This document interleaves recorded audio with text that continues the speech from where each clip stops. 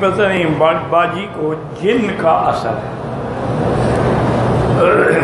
میری بیٹی سب سے بڑا علاج جن، شیطان، جادو کا توڑ جو ہے وہ سورۃ البقرہ ہے،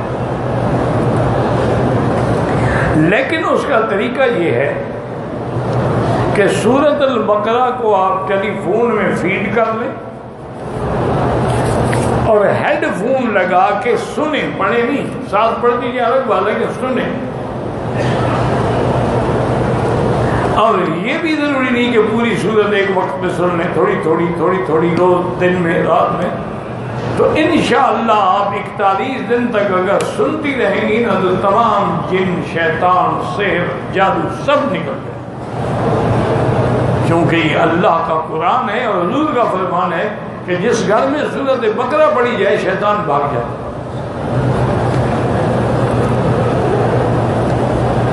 یہ ہوتا ہے، عورتوں پر بھی ہوتا ہے، اور بلکہ عورتوں پہ زیادہ جن کا اثر۔ اس کی وجہ یہ ہے کہ میری بیٹیاں، بہنیں بے احتیاطی کرتی ہیں، حمام میں گئیں، باہر نکلی تو ایسے نکل آئیں، بس تولیہ اوپر ڈال لیا، بال کھلے چھوڑ دیے، تو ان حالات میں جنات آ کے پھر عاشق ہو جاتے ہیں۔ تو آدمی کو اسی لیے ہمیں حکم ہے کہ جب غسل خانے میں جائیں کپڑے اتارنے سے پہلے اللہم انی اعوذ بک من الخبث والخبائث، آپ یہ دعا پڑھیں گے تو پھر شیطان حملہ نہیں کر سکے۔ اور جب حمام سے نکلیں تو الحمدللہ الذی اذھب عنی الاذی عافانی، یہ پڑھیں تو شیطان پھر حملہ نہیں کر سکے۔ اور دوسرا، خود بھی، بچوں کو بھی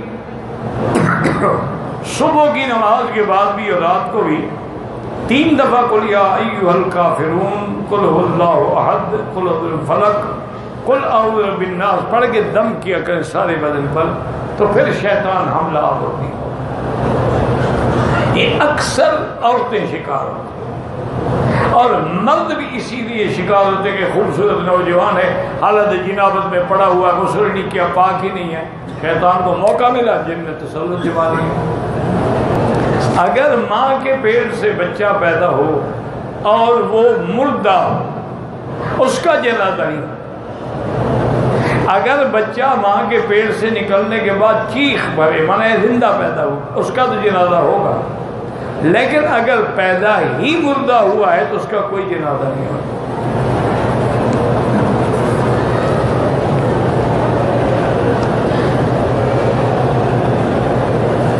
زمزم کا بھی سنت عمل یہی ہے کہ بیٹھ کے پئیں، بسم اللہ الرحمن الرحیم پڑھیں، ہر سانس پہ الحمدللہ کہیں، اور 3 سانس میں پئیں، اور آخر میں دعا کریں اللہم انی اسألک علما نافعا ورزقا واسعا وشفاء عن کل داء۔ حضرت ابن عباس یہی دعا کرتے ہیں۔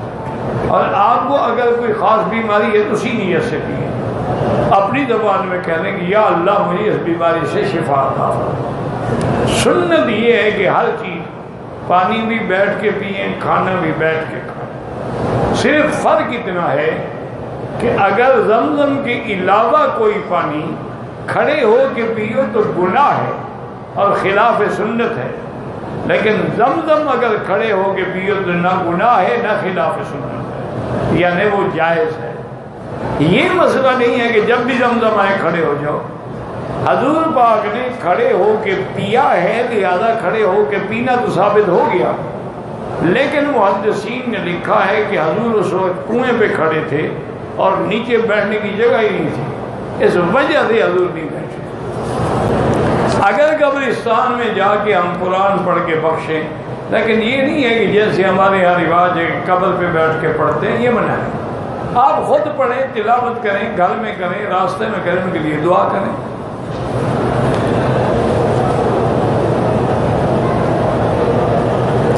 بچہ جب مردہ پیدا ہوتا ہے بالکل قبرستان میں دفن تو کریں گے، ایک قبرستان کے کنارے پر، کیوں کنارے پر کرو؟ قبرستان میں جہاں جگہ ہو وہاں کرو۔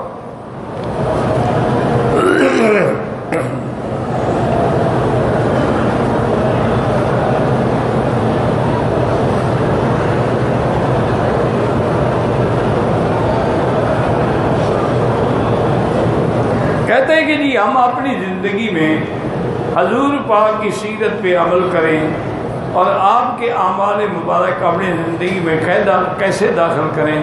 کسی اللہ والوں سے تعلق رکھ لیں، دینی جماعتوں سے تعلق رکھ لیں، ان کی صحبت میں بیٹھا کر تو آہستہ آہستہ مسائل سمجھ بھی آ جائیں گے، عمل بھی ہو جائے گا. بھائی حضور کی سیرت پہ کروڑوں کتابیں ہیں. سیرت النبی شبلی نعمانی کی بھی ہے، خاتم النبیین حضرت محمد الحسن گیلانی کی بھی ہے، اسی طرح نظرۃ النعیم حضور کی بڑی جامع سیرت کی کتاب ہے، اور بڑی کتابیں ہیں. کوئی سیرت کی کتاب لے لیں لیکن کسی ثقہ عالم کی.